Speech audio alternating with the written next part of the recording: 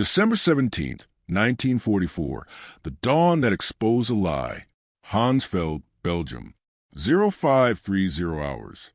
The Tiger Eye engine coughed, shuddered, and then fell silent with a mechanical death rattle that sent a chill through the crew even colder than the Ardennes winter.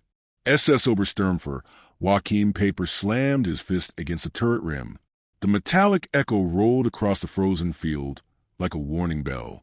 Below him, in the cramped driver's position, Unterscharfer Werner Waber tried again. Starter grinding, gears whining, but the Maybach engine stayed dead. The fuel gauge needle sat limp at zero. Hauptsturmführer, the reserve tank is dry as well. The word struck harder than enemy fire. Peiper climbed down from the turret, boots cracking the frozen ground with each step. Around him, the spirit of Germany's last major offensive, a force handpicked to tear the Western Front in half, stood locked in place like steel statues. 67 tanks, 149 half-tracks, nearly 5,000 Waffen-SS veterans, the first SS Panzer spearhead of the entire Ardennes operation, every engine silent, every vehicle useless, all because the fuel tanks were empty. The fog lifted just enough for Peiper to see the prize he needed most. Hansfeld, a small American forward supply depot, nothing more than a Class 3B refueling point for the U.S. 99th Infantry Division, but what the Germans found to defy belief. Still warm coffee in tin cups, burning oil drums, abandoned jackets, and most importantly, fuel. Fuel everywhere. Rows of American jerry cans, hundreds of stacks, thousands of containers, tens of thousands of gallons. A treasure greater than any captured city, more valuable than artillery, tanks, or even ammunition. Peiper's adjutant, Hauptscharführer Hans Gruber, cracked open a can and inhaled. Hochachten aviation grade. The Americans had abandoned in a single depot what Germany considered an operational miracle. It was enough to push Peiper's Kampfgruppe all the way to the Meuse River, if destiny allowed it. But as his men began desperately refueling their vehicles, Peiper felt no triumph. He felt dread, because if the Americans could walk away from this much fuel, if they could leave behind what Germany protected with entire divisions, then the war was already lost. Peiper understood that this wasn't simply an abandoned supply point. It was proof that Germany had completely misunderstood its enemy, the truth hidden in Speer's reports. 6 months earlier, in June 1944, Hitler's armaments minister Albert Speer had presented a report that should have ended all German offensive operations. It was a death sentence written in production numbers. Allied bombers had crippled Germany's synthetic fuel plants. The Luno works, from 175,000 tons in April to just 5,000 tons by September.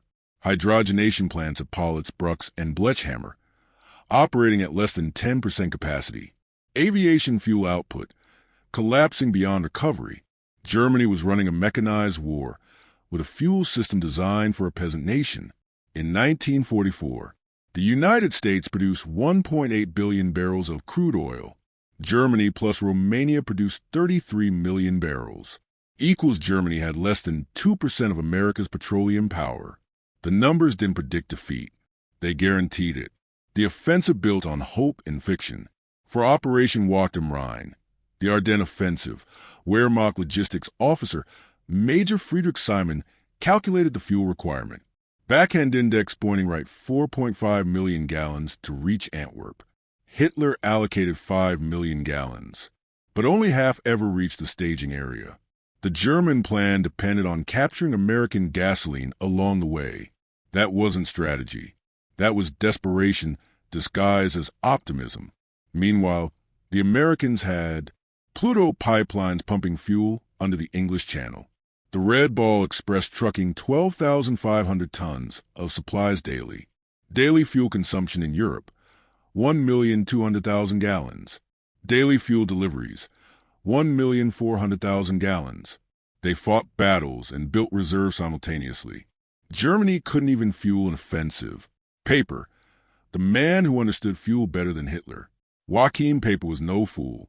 At 29, he was one of the Waffen-SS's rising stars, a regimental commander decorated with the Knight's Cross. Oak leaves, swords, a veteran of the Eastern Front, a man who had seen entire armored divisions die simply because their fuel ran out. Hitler believed ideology could overcome shortages. Peiper knew better. When he was assigned as a spearhead, the Schwerpunkt, for the Ardennes breakthrough, he understood the truth. Fuel, not firepower, would decide the battle. On December 14th, 2 days before the attack, he attended a final briefing. General Sepp Dietrich told him bluntly, "You will have enough fuel to reach the Meuse if you capture American supplies." Fuel allocated to Peiper's Kampfgruppe, 31,000 gallons, enough for 50 miles. Distance to the Meuse, 65 miles. Failure wasn't possible. It was mathematical. The first day, a disaster disguised as progress. December 16th, 1944. 0530 hours. The opening German artillery barrage fired more shells in 2 hours than entire divisions were allocated during late 1944 operations. But it was a mask, a show, a final blast of power from a hollowing giant. When Peiper's column finally moved, the roads were narrower than expected. Traffic jams formed instantly. Engines idled, burning precious fuel. One American recon platoon stopped them for 10 hours.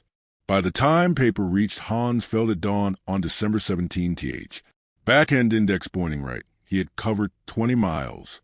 Backhand index pointing right, and burned 40% of his fuel. At that pace, Kampfgruppe Peiper would run dry before reaching even the halfway point to the Meuse. Hansfeld was not a major depot, not a strategic target.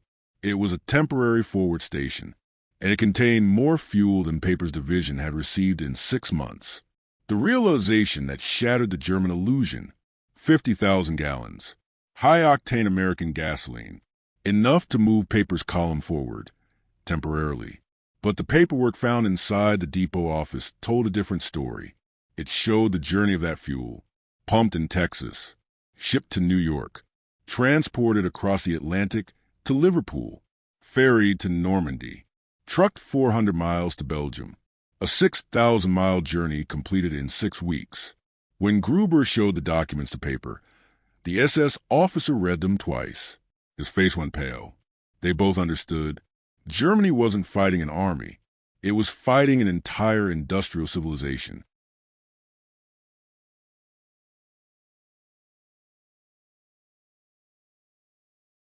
The German fuel nightmare begins, and only gets worse.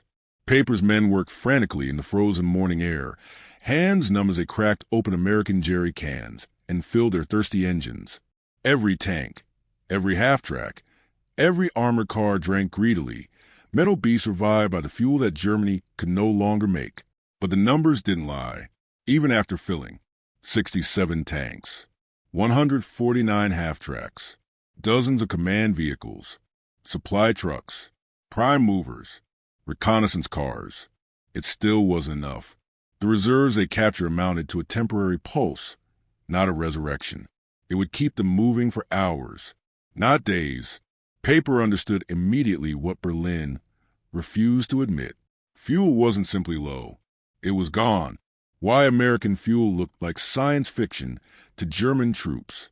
The papers left inside the Hansfeld depot explained the logistical pipeline the Americans had built. Peiper read them in disbelief. American gasoline wasn't produced for front. It was produced for the world. The U.S. held 2/3 of the world's crude oil, the largest refinery complexes on Earth, more tanker ships than every Axis nation combined, pipelines running thousands of miles, rail systems that move fuel like blood through a body, entire ports dedicated only to petroleum. The German army was running an engine war on a horse cart fuel system. The Americans were running an engine war on a petro-industrial empire. This wasn't an enemy you outmaneuvered.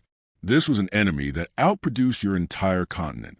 Germany's logistics collapse was now visible to every soldier. Back in the Reich, the picture was catastrophic. Only 8% of pre-war fuel capacity remained. Synthetic plants were burning from Allied raids.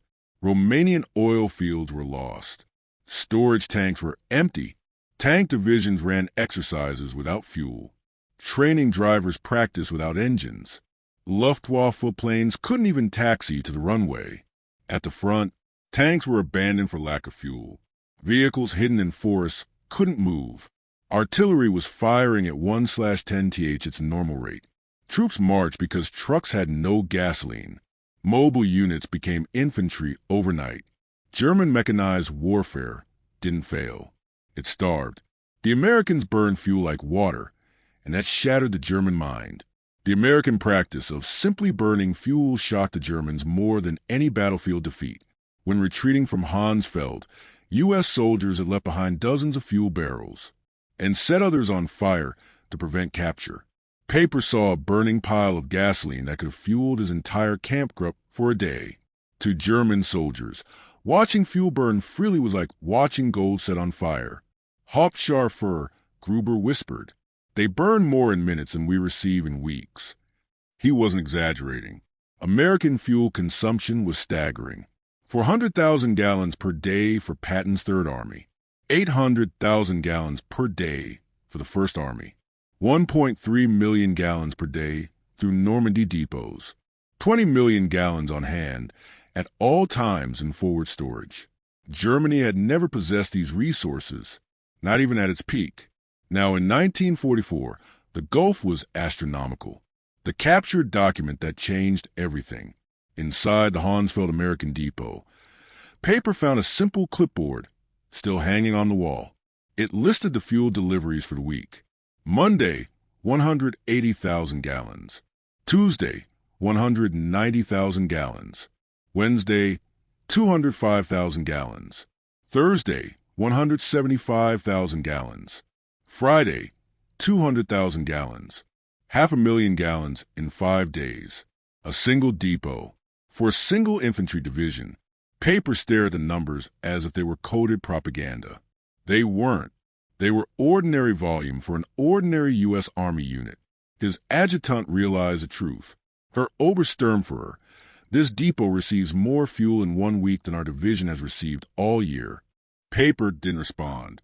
He didn't have to. The moment was a revelation. The war wasn't just unwinnable. It was unwinnable on a scale Germany had never understood. American logistics were not like German logistics. They were another species entirely. Germany relied on horse-drawn wagons, narrow roads, destroyed railways, captured fuel, synthetic plants, Hail Mary plans. America relied on massive oil fields, giant refineries, high-speed naval convoys, tanker trucks, pipelines laid under oceans, industrial-scale trucking systems, air resupply units, bulldozers, cranes, engineers, redundant networks. Peiper could no longer ignore the scale. He had seen it now. This wasn't a battle of armies. It was a battle of civilizations. And only one civilization had the fuel to fight. The German attack begins to seize fuel as its primary objective. Throughout December 17th, Peiper's Kampfgruppe continued moving, pushing deeper into Belgium. But now, their mission had subtly changed. The goal was no longer Antwerp. The goal was fuel. Every village, every roadside, every shack, every half-abandoned American position. They searched for fuel with the desperation of a drowning man searching for air. They siphoned fuel from tractors, from civilian cars, from captured jeeps, from abandoned trucks, from anything with a tank. One SS officer joked bitterly, "We are no longer panzer troops. We are fuel hunters." But the laughter died instantly because everyone knew it wasn't a joke. It was their new reality. The Americans respond with brutal simplicity. As intelligence confirmed that German spearheads were running on fumes, American commanders enacted new orders. Destroy fuel dumps immediately. Booby-trap abandoned depots. Leave fake fuel barrels filled with sand. Spike jerry cans with water. Burn everything that could move a German vehicle. It worked. Peiper's vanguard reached another U.S. supply area at Lignaville, only to discover that American engineers had blown up every fuel barrel, creating burning craters that lit the sky. One SS tanker wrote in his diary, "The enemy burns what we die to obtain." Psychological warfare at its purest. The moment Peiper realized the offensive was doomed. On the night of December 18th, Peiper convened his officers inside a Belgian farmhouse. Fuel was nearly gone again. The column was stretched thin. Vehicles were breaking down. American roadblocks slowed movement. Recon units reported empty depots. And the weather was worsening. Peiper didn't scream. He didn't curse. He simply looked at his officers and said, "If we do not find fuel tomorrow, we stop. If we stop, we die." He understood something Hitler would never admit. The Ardennes Offensive wasn't an operational gamble. It was suicide disguised as strategy.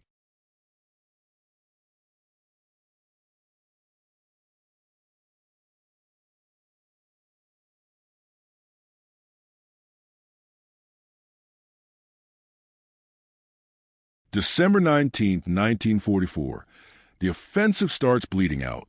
Peiper's armored column pushed toward Stavelot at dawn, engines thundering to the fog-drenched valley like a stampede of metallic beasts. But beneath the roar, the tanks were dying. Fuel gauges dropped by the minute. Some vehicles stalled. Others crawled forward on the last drops. Half-tracks sputtered and wheezed. The offensive, Hitler's last gamble, was bleeding out internally, starving, collapsing from a wound no enemy had inflicted. Fuel. It wasn't artillery stopping the elite 1st SS Panzer Division. It wasn't American tanks. It wasn't air power. It was the absence of the single resource the German war machine needed more than anything. Peiper's Tiger crews muttered bitterly. "We have guns, shells, armor, but no blood." Because fuel was blood, and the arteries of the Wehrmacht were empty. The U.S. Army engineers turned Belgium into a fuel desert. Peiper believed he would find American fuel at Stavelot, just as at Hansfeld.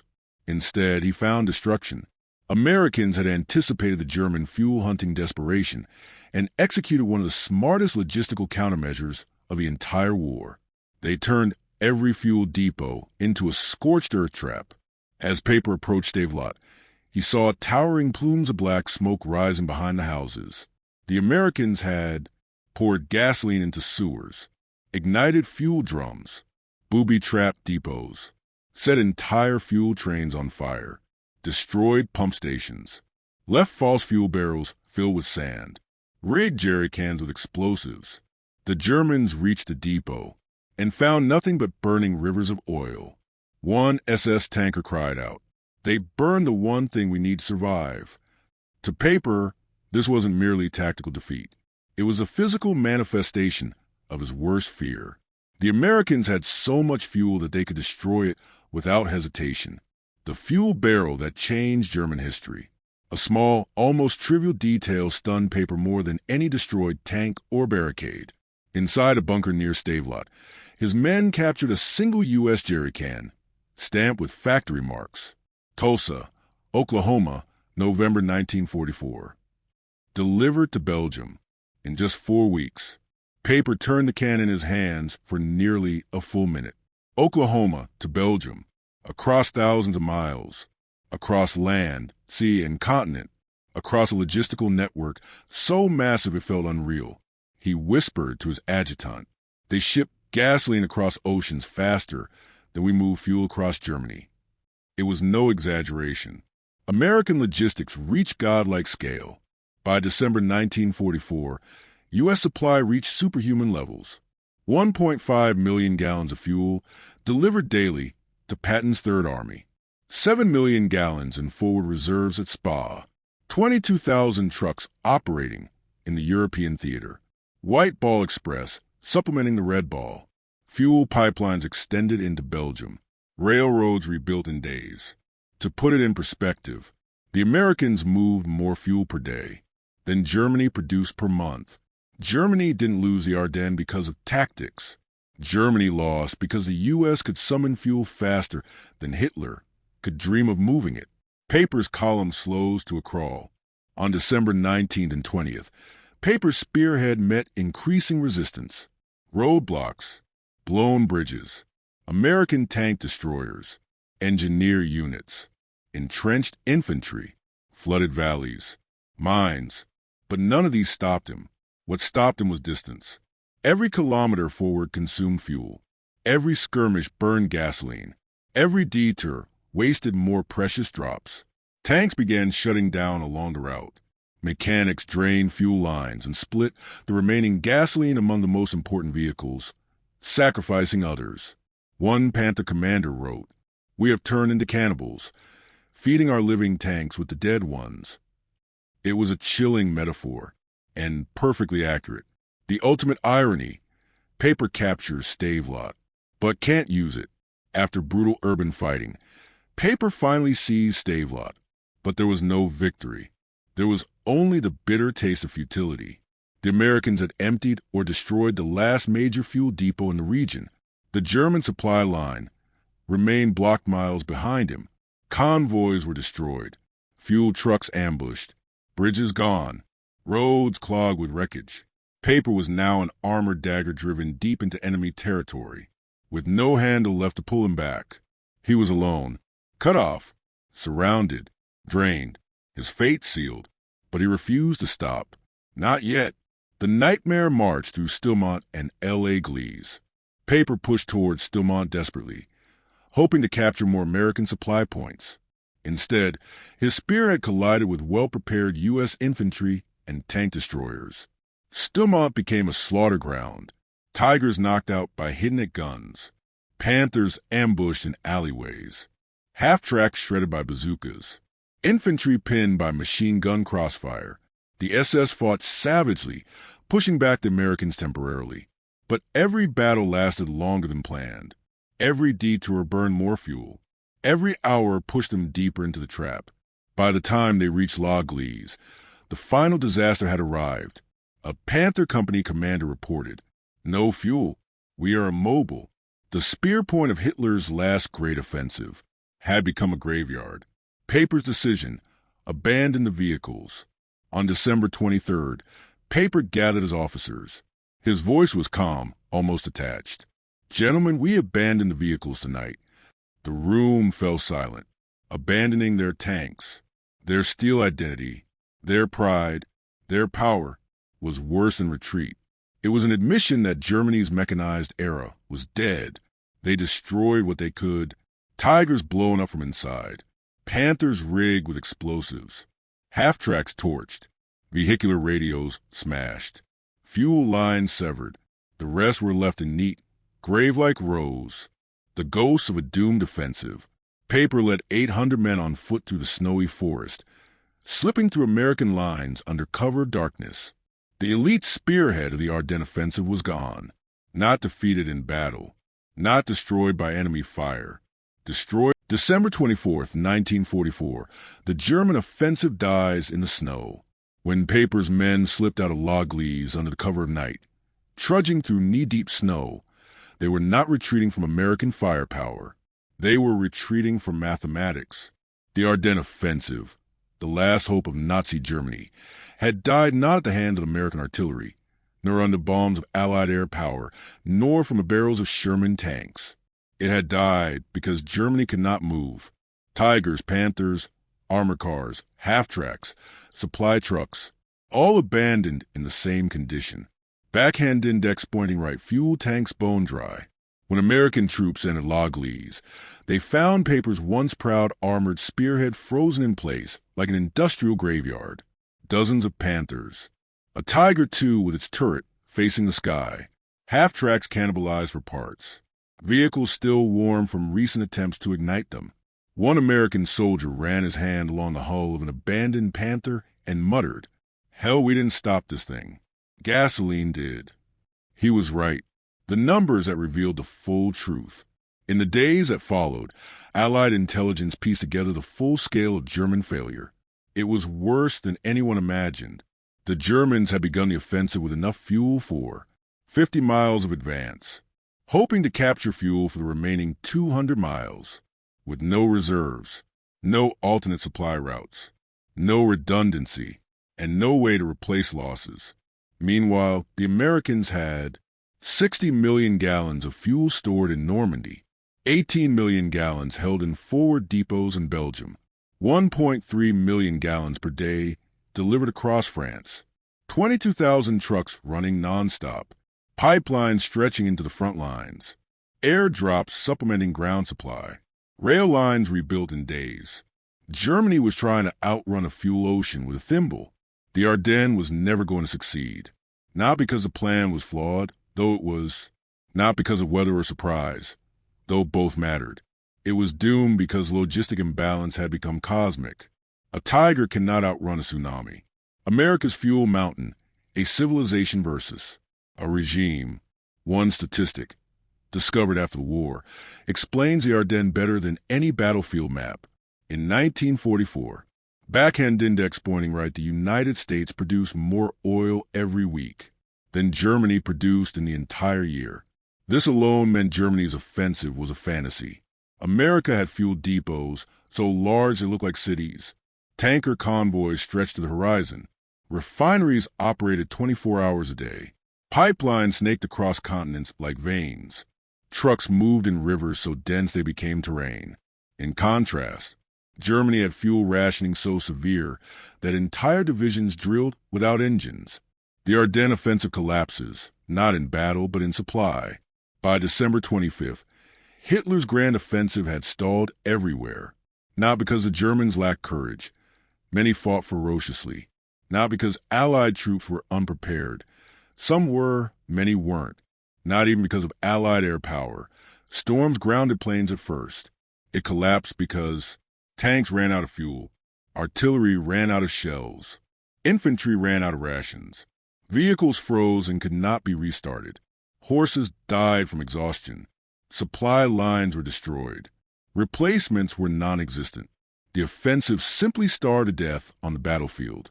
Meanwhile, American units facing similar cold, mud, snow, and fatigue were resupplied with hot meals, dry socks, ammunition, gasoline, medicine, blankets, fuel for stoves, even Christmas packages. In 1 week, the U.S. delivered more supplies during the Ardennes than the entire Wehrmacht received on the Western Front in a month. January 1945, the final confirmation. By early January, as the German offensive collapsed into retreat, Peiper's abandoned vehicles became symbols, silent steel headstones, marking where ideology met reality. Eisenhower, reviewing intelligence reports, said, "The German attack failed because they had no fuel. We won this battle with logistics." Historians would later put it more bluntly. Hitler lost the war the moment he ran out of gas. Not strategy, not tactics, not morale, not surprise. Fuel, the mundane, the unglamorous, the invisible, the resource that decides wars long before soldiers fire the first shot. The strategic postmortem, what Peiper learned too late. Peiper survived the war. He spent decades reflecting on the Ardennes offensive from prison, interrogation rooms, and later in civilian life. His assessment was brutally honest. The Americans fought with gasoline. We fought without it. The outcome was predetermined. He understood that Germany did not lose the Ardennes because the Americans were superior soldiers, though many were. Germany lost because, backhand index pointing right, the U.S. fought with a modern logistical empire. Backhand index pointing right, Germany fought with a logistical skeleton. Backhand index pointing right, and fuel was the oxygen of modern war. Without it, tanks become bunkers, trucks become coffins, offensives become funerals. The real last battle of the Ardennes, the last true battle of the Ardennes, wasn't fought in the forests of Belgium or the streets of Bastogne. It was fought in oil fields in Texas, refineries in New Jersey, truck factories in Detroit, pipeline systems across England, supply depots in France, repair shops in Belgium, convoy routes managed by teenagers, fuel trains escorted by military police. The Ardennes offensive was defeated not by Patton or by Montgomery, but by workers with wrenches, engineers with calculators, truck drivers with frozen hands, and an economy that produced fuel faster than the German war machine could consume it. Epilogue, the final truth of the Ardennes. When American photographers captured Peiper's abandoned tanks at Gleize, they didn't realize they were photographing the tombstones of Nazi Germany, not because these vehicles were destroyed, but because what killed them could never be rebuilt. Fuel production, industrial power, logistic supremacy. These were the weapons that crushed Hitler's final offensive.